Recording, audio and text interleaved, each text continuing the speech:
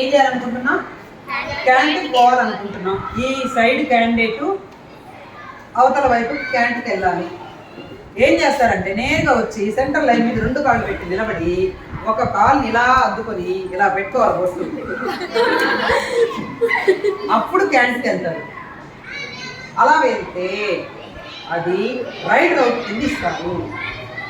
అలా వెళ్తే రైట్ రౌట్. ఎందుకంటే సెంటర్ లైన్ మీద ఆల్రెడీ తొక్కి నిలబడి అక్కడి నుంచి క్యాంట్ మొదలు పెడుతూ పోతారు. అలా వెళ్ళకూడదు.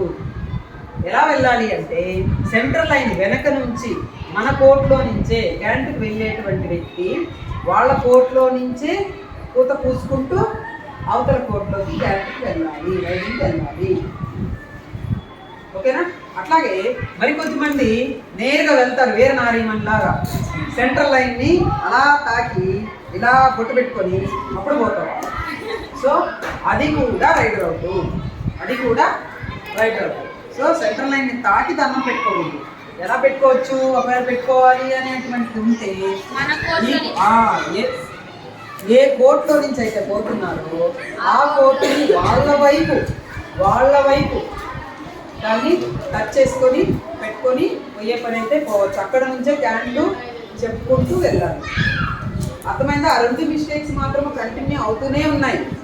ఆ 2 మిస్టేక్స్ మాత్రము చేయకూడదు. అట్లాగే లాజిక్ పాయింట్ ఏంటంటే ఒకే ఒక క్యాండిడేట్ ఉంది కోర్టులో, అంటే ఒక ప్లేయర్ మిగిలిపోయింది. క్యాంట్కి వస్తున్నారు,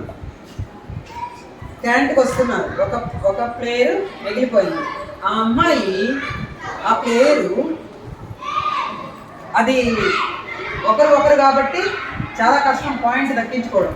అవునా? ఓన్లీ లెగ్ క్యాచ్ వేసి దాన్ని పట్టుకొని ఉంటేనే ఆ 30 సెకండ్స్ వరకు టైం ఇస్తారు.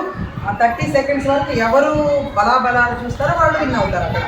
కానీ అక్కడ చిన్న టెక్నిక్ ఏంటంటే వాళ్ళు టచ్ చేయడానికి వచ్చినప్పుడు, రైడరు టచ్ చేయడానికి వచ్చినప్పుడు ఇక్కడ ఉన్నటువంటి ప్లేయర్ కరెక్ట్గా వాళ్ళు టచ్ చేస్తున్నారు ఆ with in fraction of seconds, ఆ సెకండ్కి ఈ ఎండ్ లైన్ మీదకి టక్కని జంప్ మీద అలాగానే నిలబడితే ఆ సెకండ్లో ఆ రైడర్ కనుక వాళ్ళని అవుట్ చేస్తే చెరుకు పాయింట్ వస్తుంది. అమ్మాయి అవుట్ అయినందుకు వాళ్ళకి పాయింట్.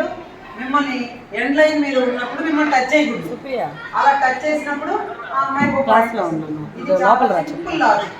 అయితే టెక్నిక్గా జరగాలి. అర్థమవుతుంది? ఇది అన్ని సందర్భాల్లో కరెక్ట్ కాదు. అర్థమైందా? మళ్ళీ చెప్పేదా? అర్థమైందా? చూడండి మళ్ళీ చెప్తున్నా. ఈ కోర్టులో ఒక ప్లేయర్ ఉంది, రైడింగ్కి ఒక పాప వచ్చింది. వచ్చిన